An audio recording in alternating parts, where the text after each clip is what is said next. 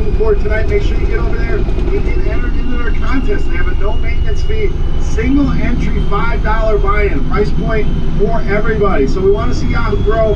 How do we do that? We go over and we fill in their tournaments, we fill them up, we tell them we want more Yahoo, and I'm here to give you some of my favorite plays for tonight's slate over on Yahoo. Let's start at minimum price, get some value at the shooting guard position with Andre Iguodala, just $10. So we know Kevin Durant is out tonight, so that should mean more run, more usage for Andre Iguodala. Not only that, but you look at the other side of things, James Harden, and who's going to defend James Harden? Andre Iguodala will spend a lot of time on James Harden. Well, that should lock him into 30, 35 minutes in this game as long as things stay close. You see the big total in this game, very close spread in this game, definitely a stackable game, and Andre Iguodala's salary helps alleviate some of the costs of all the big salaries in this game. So I think he's a great option in all formats tonight. The stack, the cash game to save you money, tournaments I think he gives you upside, and we know he'll spend some time filling in for Durant at small forward. Rockets 24th in defensive efficiency against that position. Add it all up, Andre Iguodala, one of the best values on the board tonight at minimum price. All right, let's spend some money at the point guard position. Next pick for us, Mike Conley, $31. So you guys know by now, I love picking on the Hawks, especially at point guard. Trae Young, one of the worst defenders in the league at any position. So anytime the Hawks are on the schedule, I see that they're playing, go to the point guard. If he's got a pulse, he's going to be in my roster. And we know Mike Conley much better than just a guy with a pulse. Over 40 fantasy points now on Yahoo in 6 of the last 8 games. So really starting to step up his game. The Grizzlies projected to score 84 points in their season average here tonight. And the Hawks, any stat you want to look at, they are horrendous against the point guard position. No defense, nice pace-up spot here. Loving Mike Conley for just $31. All right, let's go back down and get some more value at the power forward position with Jay Crowder, just $15. So lately, been playing very well. The minutes are steady in the 30 to 35 range. The production definitely been steady in the mid-20s to 30 range. In fact, 24 or more Yahoo points now in 8 of the last 9 games. So we get 24 or more at a $15 price point. We're happy, whether it's cash games in that floor, the tournaments, I think it gives you a high enough ceiling, especially in this matchup. I think he can go for over 30 and at $15. We'll take that 2x return here on Yahoo. So a guy that does a little bit of everything, price a tad too low, great matchup. Loving Jay Crowder, this $15. All right, let's stay in value time here. Next pick at small forward, Joe Harris, just $13. So Harris really going to be off the radar here tonight. People are going to look at those recent box scores and they're going to stay away. We know recency bias is very real, and we're going to get that with Joe Harris tonight. No DeMarre Carroll. I think that's going to spread out some more minutes to a guy like Joe Harris. In the last matchup with Oklahoma City, played very well with over 33 fantasy points in that matchup. So the Nets, great pace-up spot here tonight. We know they're going to need offense to keep up with the Thunder. Joe Harris can provide that, so you tick him up a few minutes. I think he bounces back in a big way. A very low ownership tonight. Makes for a tremendous contrarian play tonight at just $13. All right, let's go to the center position. A guy I think is underpriced, Jonas Valanciunas, just $24. So this price really stood out to me. There's other centers on the high end I think you can go with tonight as well. Vooch almost made the 6-pack today. Drummond obviously on a roll, and I don't mind the double center here tonight. When I saw this price of Valanciunas, it just felt way too cheap in a matchup with the Hawks. I know this is a position that they're actually best defending. That doesn't say much. In the last meeting, went for over 43 Yahoo points in that game, a big double-double, and comes in good form as well, averaging over 36 Yahoo points over the last 8 games. So we know he's finally gotten some opportunity in Memphis. The minutes have been there, the matchup's been there, and in my opinion, probably about $7, $8 too cheap here on Yahoo. Buy low in this great matchup with Jonas Valanciunas. Just $24. All right, that's fine. It means it's time for my favorite play on the night here on Yahoo. But before you get to that, guys, I want to know who your favorite play is. Get in the comment section. Let me know your favorite play here, your piece of the night on Yahoo. If you're on YouTube, you enjoy stopping by the Fantasy Bar. I know it's been about a week, but we're back. All I ask, take a second and click that thumbs up button, guys. Tell me you're having a good time here, and I greatly appreciate it. It helps us out, and thank you in advance. Now, take a look at my favorite play. You know, and that's Beast of the Night.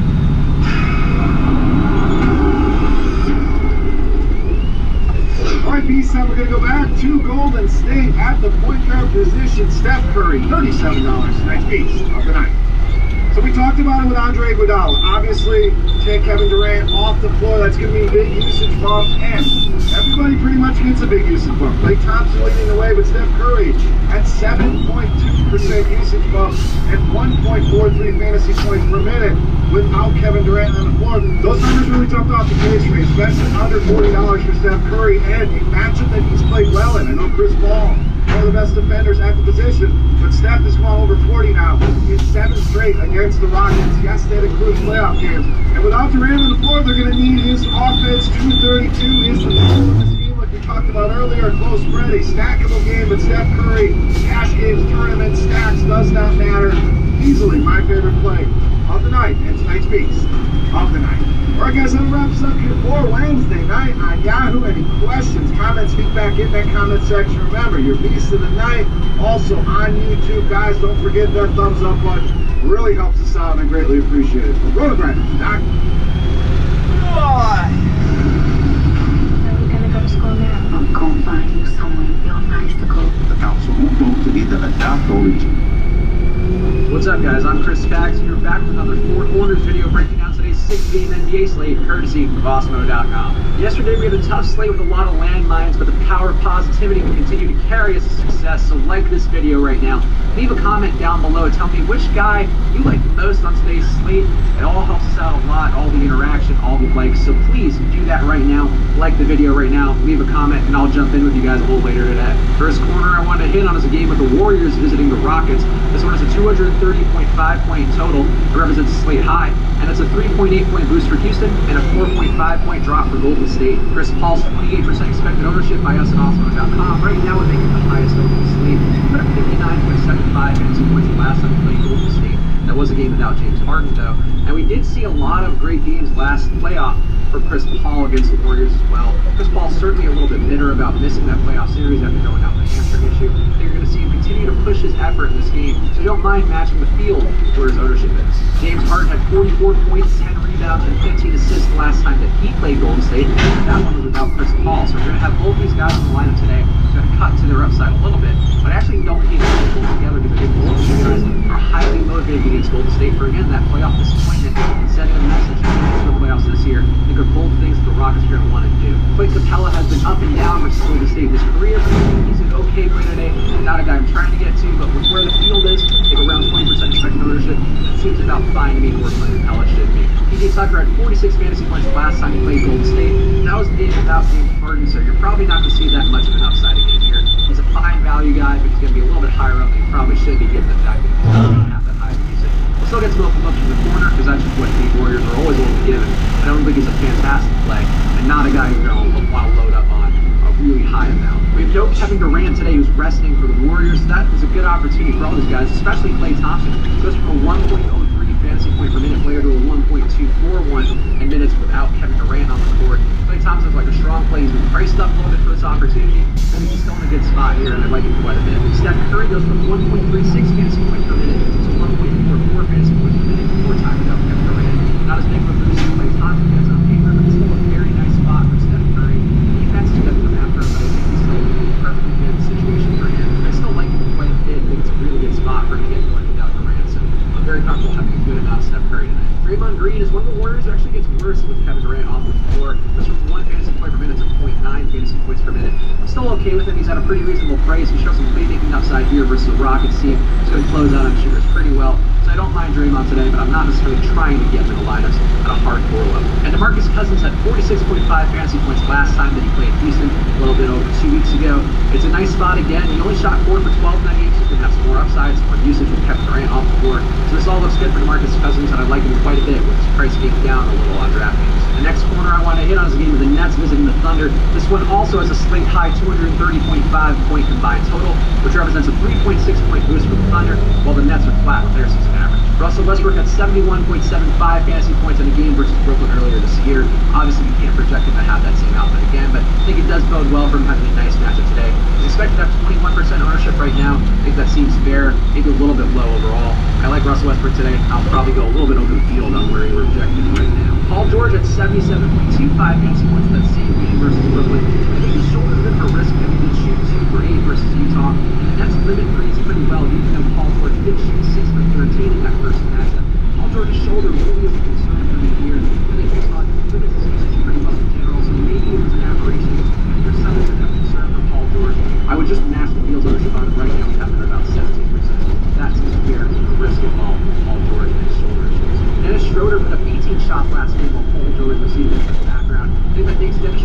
good play if you're not playing Paul George in the lineup. Not a guy I'm trying to go to. Lock his price is still up a little bit when Paul George is out.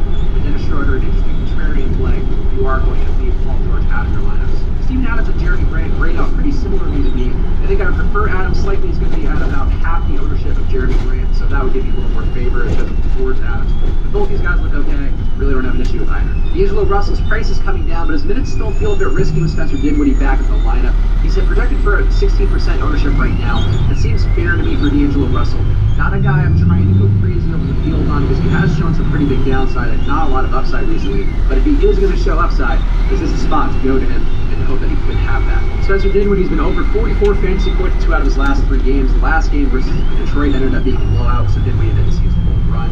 But he's in a good spot again here, I think. It's a little safer than Russ, given his price being cheaper. You know he's going to get about high 20s, low 30s minutes. These are all bodes well for Spencer Dinwiddie. Not a guy I'm trying to force into a ton of lineups, but I think a guy who you want to have some exposure to because he does have a pretty high ceiling in this matchup. Jarrett Allen's projected for the most ownership in the game at 22%. His minutes have been up recently, and Steven Adams has not been as imposing to opposing centers as he has been in recent months. So I think it's a nice spot to go to Allen. I don't mind him here. I think the ownership seems a little high, but his price is so cheap on DraftKings at $4,700. I really don't mind Jarrett Allen at all.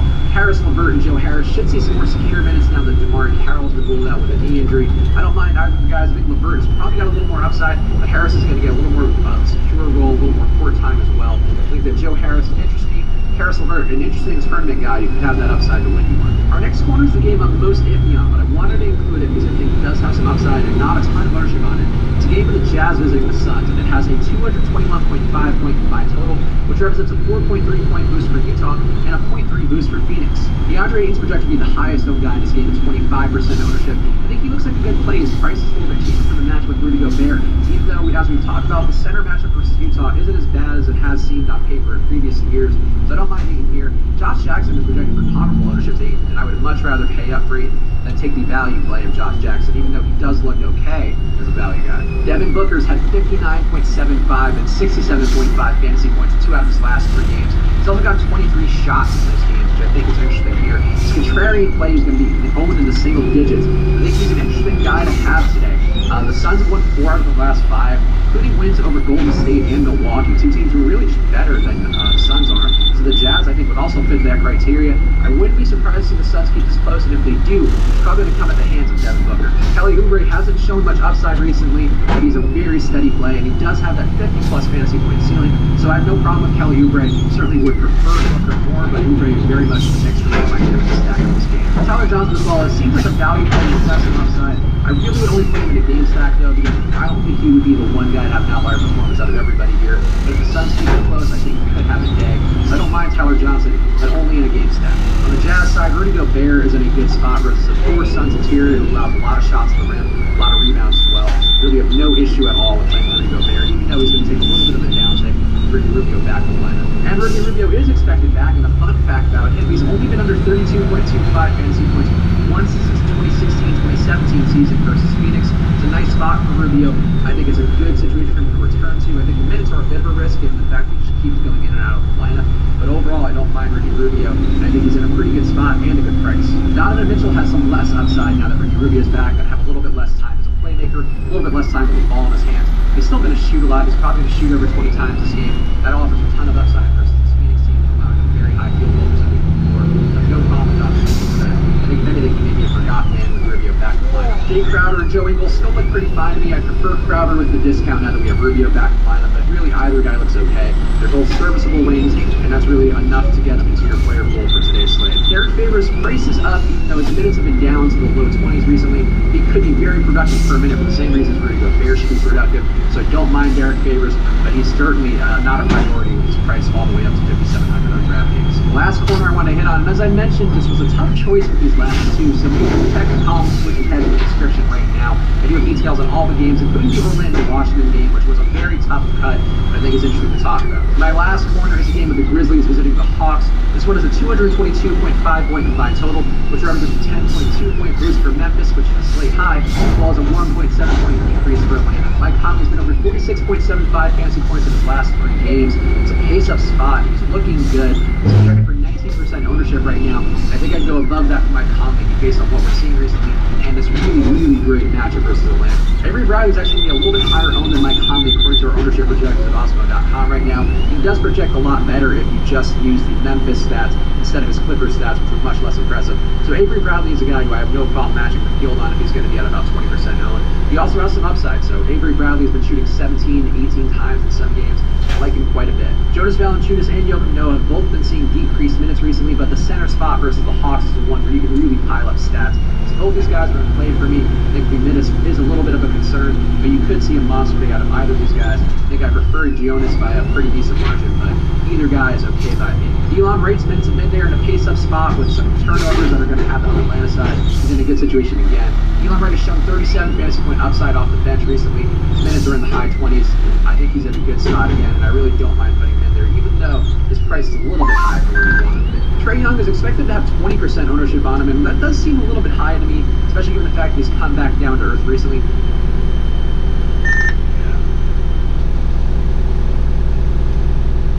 Hey man, sorry to keep bringing you a quick question. For California Center, 2 legal, 1 man left. You said that basically your clicker wasn't working for gate number 1. Were you not able to service those vans, or you were able to get in and service them? You just wanted to notate it. I couldn't get in the gate and service 1 van. The gate or the clicker. One van I couldn't get. I got the other 3.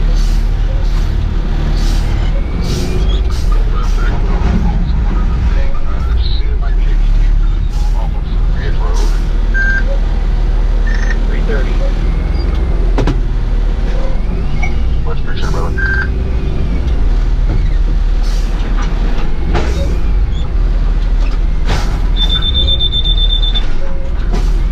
We'll be there before 3:30 though. He did put up 40.5 fantasy points versus Memphis earlier this year, and the usage should still be there for him, so I don't mind Trae Young, even though that ownership number really does seem a bit high given the Memphis matchup. I prefer to go to John Collins over Trae Young. He's at 64 fantasy points and 45.5 fantasy points in his last 2 games. Wayne Dedmon being back in the rotation last game, I think, hurt him a little bit, but their minutes are staggered, and Wayne Dedmon's on a minutes restriction right now, so I think that should help Collins out. If we did see Dedmon get a start, I think I'd bump Collins down and probably would prefer Trae Young a little bit more.